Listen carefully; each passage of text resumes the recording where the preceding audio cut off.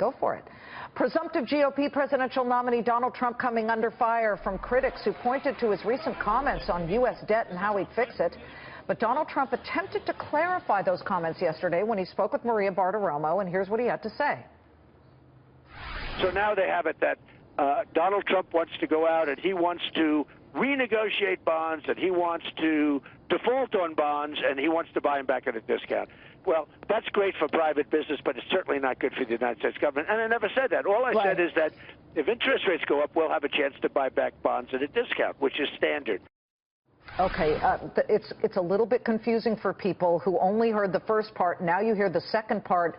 What is he talking about? Let's bring in GOP strategist Evan Siegfried and Democratic strategist Christy Setzer joining us now on whether this is even a possibility when he talks about if rates go higher. We already saw, Evan, what happened when rates went up 0.25 measly percent recently back in December.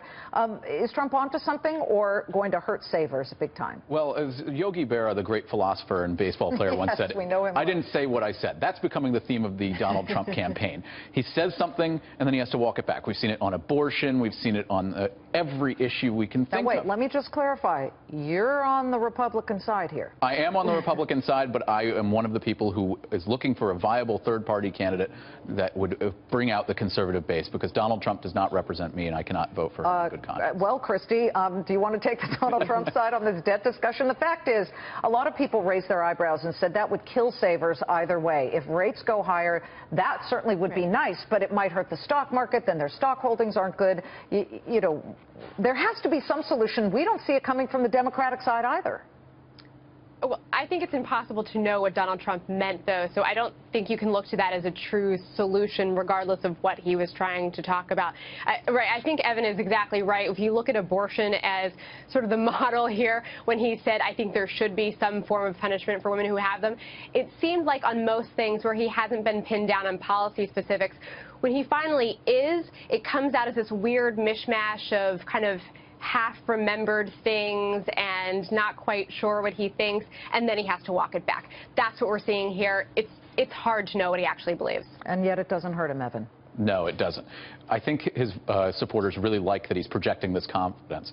They don't care that he's confidence that might hurt the economy? He's showing a confidence. He says, we're going to win, we're going to do great. He's offering up platitudes without real solutions. And the average voter cares about whether or not they can get their bills paid.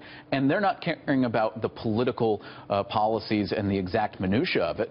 They see a man who's confident, whereas they see Hillary Clinton, and she's not that confident, and she's saying, oh, we're going to put coal miners out of work. And that, when you compare and contrast it, that's not good. And on top of it, Christy, Hillary Clinton puts out solutions that pretty much are starting to look more and more like Bernie Sanders, because he's going to beat her in West Virginia tonight. That is the expectation when you look at the polls.